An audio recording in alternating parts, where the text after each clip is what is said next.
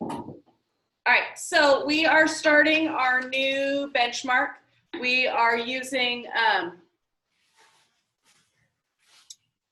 the characters and relationships, so you all should have this one because we sent home the first 3 units worth of benchmark when you picked up your stuff at the very beginning. So hopefully you guys all have this one, okay? If you don't have it for some reason, send me a message in the chat so we can figure out how to get you one, or maybe help you find it somewhere under your bed. Take a quick second to just kind of scroll through and look at the different stories and kind of think, how is this benchmark reader different from the last one we did? How is this one different from the last one we did? Take a minute to kind of look through all the different stories that are in here. They aren't real pictures or like drawn or painted. So it has illustrations, not photographs, okay? It's fiction. It's fiction. All the stories in here are fiction stories, yes? Realistic fiction. They're all realistic fiction, okay? It's more like an adventure book. I couldn't understand that one. It's more like an adventure book. More adventure, okay? It's more like a story book than like old time stuff. Okay. Did anybody notice that they all have the same characters as you're looking at the pictures as you scroll through? Mm-hmm. Yeah. They're all from The Adventures of Tom Sawyer by Mark Twain. All of the stories in here are different excerpts, and an excerpt is just a smaller piece that's taken out of a larger story or a larger article. So these are all excerpts from the exact same book, The Adventures of Tom Sawyer by Mark Twain. So that's kind of cool because you're going to get a few different perspectives from the book throughout this reader, throughout these next 3 weeks, because they're all, again, all 3 weeks that we're going to be doing are all from The Adventures of Tom Sawyer, okay? Notice how this first part is written in what we call italics. Italics is when the letters have a little bit of a lean to them. You can also tell it's just an altogether different font from the rest of it. Does anybody have an idea of why they would do something like that? I think it's because it's like, I guess it's like a special type of writing. They made it to stand out. Why? Why would it be special and they would need to make it stand out though?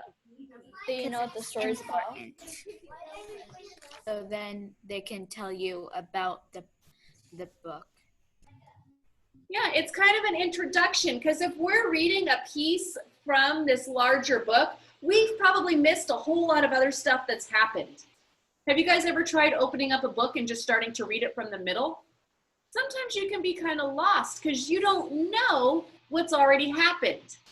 So this excerpt is just a little introduction to kind of give you some of that background knowledge of what you have already missed from the story. Okay, Corey, I see your hand is up. Question? Have you ever read the book? You've never read it? No, have you ever read it? I have never read the full book. Well, I take that back. I think when I was around your guys' age, it was read to me as a read aloud, but I really don't remember it. Oh, I read it twice. Awesome. I might have to borrow it from you to do as a read aloud. Gabby, I see your hand is up. So on the back, are we going to read all the stories? Because we've read the top 2. This Are is we this gonna what read you're all of them? What? These are all the different units. We'll just see what we can get to. We normally don't. We for sure get through, I think it's 7, and then 8, 9, 10 are kind of hit and miss. It just depends on how quickly we get through the stuff this school year. Okay. So let's go ahead and start reading. I'm going to read this introduction part, and I will have you guys kind of read as we go, but there's a lot of language in here that we're going to be talking about in a little bit that can be kind of difficult to read, and we'll talk about why that is also. I see some more hands up. Are those questions? As I just said, I'm going to read the first paragraph, so let's not raise our hands to read yet. All right. Hands all dropped quickly. So The Adventures of Tom Sawyer is a classic American novel about a boy growing up on the Mississippi River in the 1800s. The book was written by, I gotta let somebody in, by Samuel Langhorne Clemens, 1835 to 1910, who wrote under the pen name Mark Twain. So when he wrote books, when they put down the name of the author, they didn't put Samuel Clemens, they put Mark Twain. That was his pen name. That was the name that he went by for his books and things that he wrote. The protagonist of the novel, Tom Sawyer, is a mischievous character who frequently gets in trouble. So the protagonist is usually the good guy in the story. What does mischievous mean?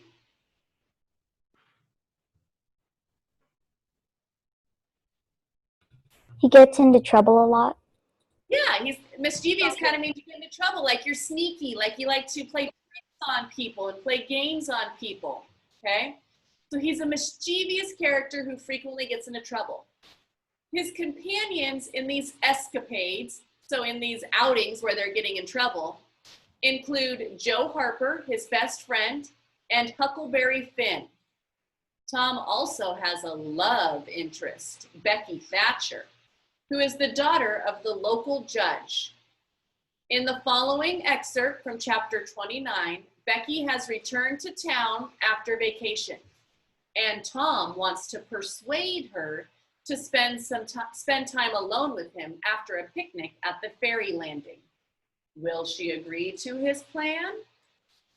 And so our title is also Becky Returns, so you know that like Becky is the main part of this story.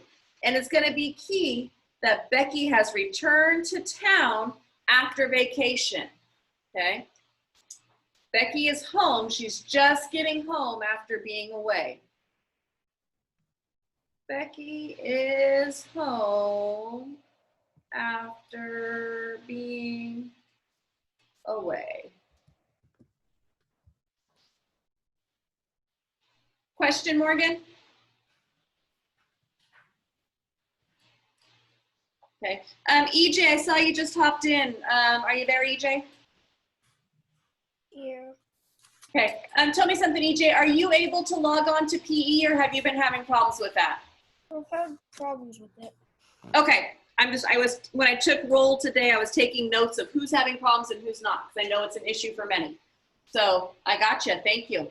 And we are in, for those of you that joined a little bit late, we're in our next benchmark reader. So find the one that says developing character relationships. Okay. All right. Morgan, would you like to read? Yes. Okay. Morning came eventually, and by 10 or 11 o'clock, a giddy and rollicking company were gathered at Judge Thatcher's, and everything was ready for a start. It was not the custom for elderly people to mar the picnics with their presence. The children were considered safe enough under the wings of a few young ladies of 18 and a few young gentlemen of 23 or thereabouts. The old steam ferry boat was chartered for the occasion. Presently the throng filled up the main street, laden with provision baskets. Sid was sick and had to miss the fun. Mary remained at home to entertain him. The last thing Miss Thatcher said to Becky was, Go ahead and just finish that.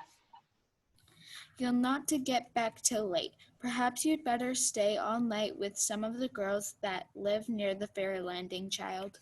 Good. So sometimes when we're reading passages in books and articles and things that were written in the past, and again, keep in mind, 1835 to 1910 is when Samuel Clemens was alive. So the book was obviously written before 1910. They use a little bit different language. So a lot of this paragraph is probably pretty confusing, right? It could almost sound like it's in a different language because it's not words and terms and things that we normally use on a daily basis. So let's kind of go through and let's almost translate this paragraph. So morning came eventually, and by 10 or 11 o'clock, a giddy and rollicking company were gathered at Judge Thatcher's. Giddy and rollicking, like just super excited and ready to go, right? Like giddy is like, it's almost like your birthday morning when you wake up and you just have so much excitement in you because there's so many things that are going to happen. It's going to be so much fun, right? Like that's giddy. Like here's this group that's really excited, and it's the group, the company, the group of the people, and they're gathered at Judge Thatcher's house. Everything was ready for a start. They were ready to get going. It was not the custom for elderly people to mar the picnics with their presence. So parents and other grandparents, older people, did not go on the picnics. They didn't attend. The children were considered safe under the wings of a few young ladies of 18 and a few young gentlemen of 23 or thereabouts. They had some 18-year-old girls and some 23-year-old boys or so who were kind of like their babysitters, who would go and keep an eye on them. So adults, parents didn't go, but there were some older children who went to kind of keep an eye on everybody. The steam ferry boat, so the boat was chartered for the occasion. They had it all ready to go. They rented it. Presently, the throng filed up the main street laden with provision baskets. So here's all these kids that are going to go out on this ferry boat and have a picnic. The throng, the group of them, is going to file up the street. They're walking up the street with their provisions, with their provision baskets, with their picnic baskets. Okay, they have their picnic baskets with all of their goodies in them, and they're walking up the street to get to the ferry. Sid was sick, Mary remained home, blah, blah, blah. So I'm going to highlight this. By 10 or 11 o'clock, a giddy and rollicking company were gathered at Judge Thatcher's, and everything was ready for a start. And that's kind of like the main meat of this part. So I'm going to kind of translate that into something that I would be able to understand a little quicker. So I'm going to say one morning,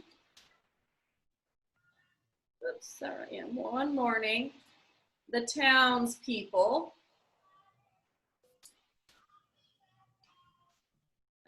gathered at Judge Thatcher's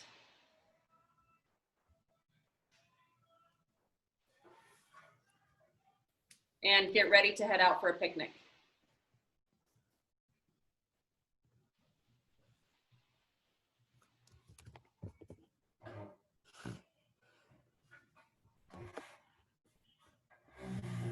Okay. And then Mrs. Thatcher, Becky's mom, says, hey, listen up. You're not going to be back until late. Maybe you'd better stay the night with some of the girls that live near the ferry landing instead of walking home on these dirt roads by yourself, right? Because there's no Uber to go pick them up and take them home. Okay. So Becky then just says, okay, Mama, I'll stay with Susie Harper. Then I'll stay with Susie Harper, Mama. So kind of justifying that part and why we would highlight that, we're going to say the picnic will end late.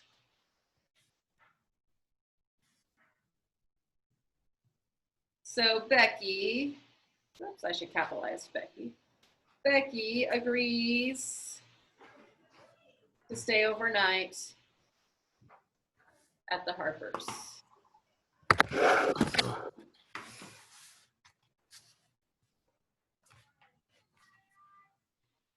Goodness.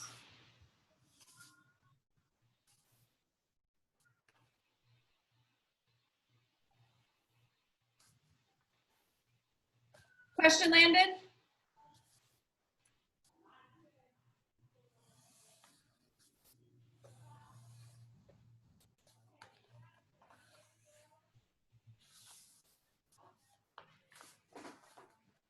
Do I have a volunteer to read next?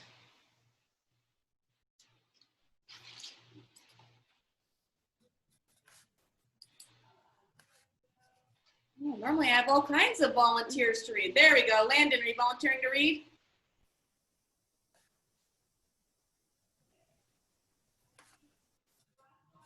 Do I read 4? Yes. Very well. Go ahead and read 4, 5, 6. Okay. Very well. In mind and behave yourself and don't be any trouble. Presently, as they tripped along, Tom said to Becky, say, I'll tell you what we'll do. Instead of going to Joe Harper's, we'll climb right up the hill and stop at the Window Douglas. She'll have ice cream. She has it most every day, dead loads of it, and she'll be awful glad to have. All right, good, good. So here we go. So kind of two different parts here. So Mama Thatcher, right? She's saying, okay, good, you can stay at Susie's house. Just mind your and behave yourself, like make sure you listen and don't be any trouble, okay? So then presently as they tripped along, right, again, we have these group of people, they're walking up the road, they're headed to the ferry. It doesn't mean they're tripping, okay, it just they're walking along. Tom says to Becky, hey, here's an idea, because remember, Tom's got a little crush on Becky, right? Here's an idea. Instead of going to Joe Harper's, let's climb right up the hill and stop at the Widow Douglas's. She'll have ice cream. She has it most every day, dead loads of it. She's got tons of it. And she'll be awful glad to have us. Now the connection there, why is she gonna be happy to have them? She's a widow, and a widow is a person who has lost their spouse, so either their husband or their wife has passed away. So the Widow Douglas, this woman, her husband has passed away, so she lives up at the top of this hill all alone and doesn't have company. So she's gonna be really excited to see Tom and Becky show up to have some ice cream, because then she'll have someone to talk to, okay? So make sure your hand's only up if you have questions right now for me, okay? So instead of going to Joe Harper's, right, we'll climb right up that hill and stop at the Widow Douglas's. This is kind of the climax of the story. This is like that turning point in the story, like what's she gonna do? Is she gonna go? Is she not gonna go? Okay, the climax is like that high point. In a lot of movies, it's when it starts to get like the really excited or the really scary music, like you know something's gonna happen, you know it's gonna change. So right here is kind of that change in the story, because they were supposed to be going on the ferry picnic with a whole big group of kids. But Tom is trying to sneak Becky away to just go have some time with her and eat some ice cream with the Widow Douglas. So I'm gonna highlight this, and my note on this part, let me scoot it over so you guys can see it, is gonna be that Tom suggests to Becky that they go to the Widow Douglas's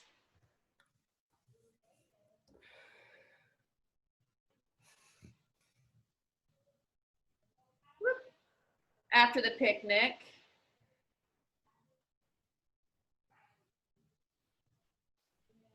Instead of going straight to the Harper's.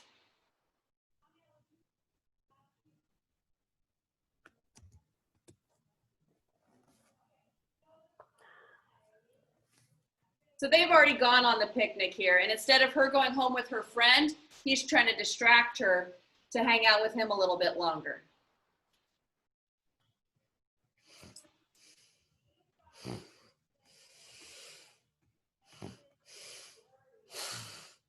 Miguel, I saw that your hand was up earlier. Will you read me, how about 7 to 12?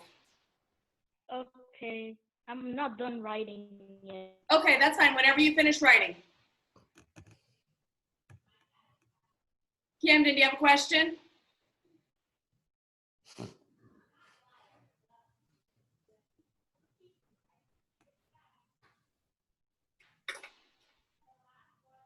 No. Okay.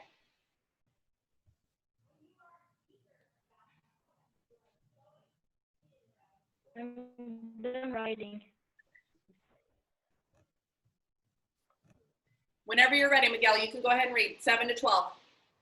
Okay. I'm gonna read now. Okay. Oh, that will be fun. Then Becky reflected a moment and said, but how will Mama say? How she ever know? The girl turned the idea over in her mind and said, Reluctantly. reluctantly, I reckon it's wrong, but Okay, so, right, so here, Becky's all excited. Oh, that'll be fun. But you guys ever have that? Like, it's like, yeah, that's a great idea. But then you really start to think about it. So that's what's happening. She's like, oh yeah, that sounds great, let's do it. But then she's gonna start to reflect and think about it. And, well, what's mama gonna say? Like, is it gonna be okay? And Tom, again, trying to persuade her, trying to convince her, says, how's your mom ever gonna know? Right? She's not gonna know that you went with me.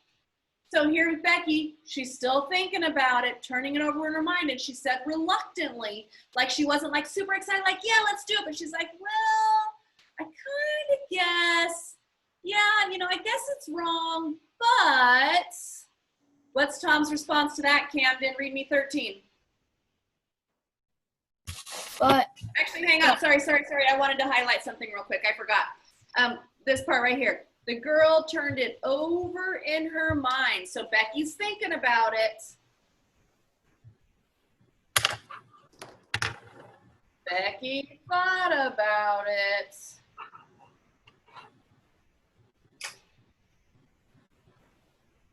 So Camden, when you're ready, go ahead and grab me 13. what shucks, your mother won't know, and so what's the harm? All she wants is that you'll be safe, and I bet she'd said go there if she'd thought of it. I know she would. Good. So Tom, again, he's still trying to persuade her, to convince her. She says, and I think it's wrong, but, and he's like, but shucks, like, but what? Your mom won't know. So what's wrong with that? All she wants to make sure is that you're safe. And listen to how this sounds. And I bet you she'd have said go there if she'd have thought of it. You see how that's written? I bet you she'd have said go there if she'd have thought about it. Okay? I know she would. So if you had asked your mom, she probably would have told you to go.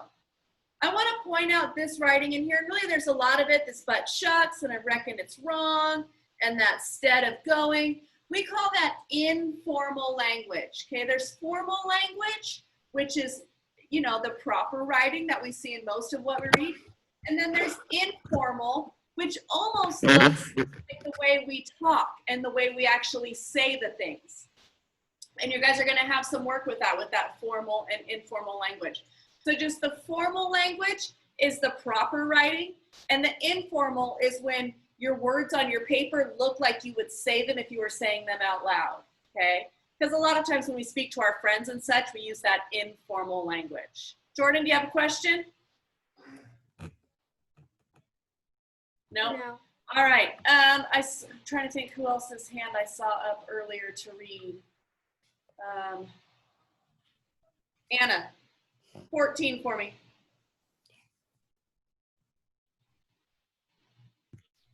The widow Douglas' splendid hospitality was a tempting bait, and Tom's persuasions presently carried the day.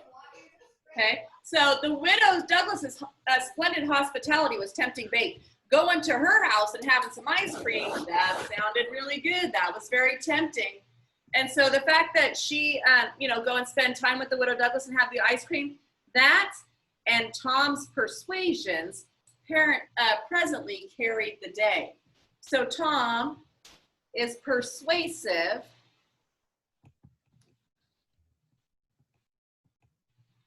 and convinces her to join.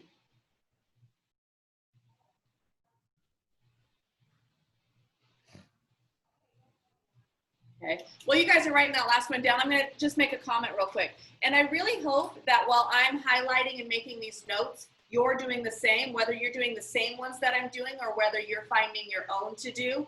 But think about it this way, and this might happen. If I were to send an email to your parents and say, hey, we've been working really hard in our benchmark readers, please ask your child to show you the highlighting and the notes they've made along the side. Would you have something to show your parents? Okay, think about that. Yes. Okay, you should be doing all of this right along with us. Okay, so please make sure that you're doing this part. All right, so kind of a fun story, right? Again, definitely written in a different time period than we're used to. We could tell that by the language. But, you know, is Becky going to go? Is she not going to go? It's kind of a little cliffhanger. It's kind of exciting. Let's take a look at our, oops, that's not the one I wanted to do, but that's okay still. Let's take a look at our benchmark slides for this week. They are a little bit different this time. The other 5th grade teachers and I got together and we kind of talked about some changes we would want to make to them. So let's get there. Here we go, day 1. You'll notice, as you can tell just from the sidebar there, there's only one slide for day 1. Day 1, day 2 only have one slide. Day 3 does have, two slides because it also has that vocab slide. But for our day 1 slide, the things that we are looking at are explain the relationship between Tom and Becky. So kind of what kind of ideas do you get about Tom and Becky and how they get along, and do they get along, and are they friends or are they enemies? Okay, so you're going to really kind of explain that relationship between those two characters. Enemies? Yeah, right. What is the major conflict in the story? And we did talk about this one. Ah, what's going on? You guys still hear me? Enemies. Which one sounds better? Yes. Hang on. Okay. I got someone else talking, so I was a little confused there. My screen sharing just stopped, so let me share again. Technical difficulties. There we go. So we talked about the relationship between Tom and Becky. The next one is the conflict. And remember, we talked about the climax, not the conflict. The conflict is kind of that, like, I could do this or I could do this. What are those two options that are having to be decided between? Okay, that's the conflict. So what is the conflict in this story? What is the debate that is happening? And then I want you to give an example of the informal language. So you can just quote it straight from your text. Give me an example of the informal language right down there. Okay? So that's your one slide for you to complete today. I am going to start meeting with some groups. Today, let's see, let me show you kind of how I made up my groups. And today, I think right now, I'm going to ask, let me have these come up. It's not big enough for you guys to see. Right now, I'm going to ask my teal group to stay on, and I'm going to chat with my teal group. And then I am going to ask that my purple group, I'm making it smaller so you can all see your names. I'm going to ask that my purple group come back to me, we'll say at 11:40. So you're going to go work for 15 minutes, purple group, and then log back on. Okay, teal group, you're going to stay with me now. There you go. Now you should be able to see all the names. Okay. Wait a second, what are these ELA groups? So Carter, that's what I was just explaining to you. At the top of them, you'll see the names. So I'm asking if you're in my teal group, I'm asking you to stay on with me right now. If you're in my purple group, I'm asking you to come back to me at 11:40. Orange group, I'm not going to meet with you guys today. Okay, so let's go ahead and don't leave me yet because we still have to write in our planners. Let's go ahead and take out our planners and write down kind of what we got going here for the next bit.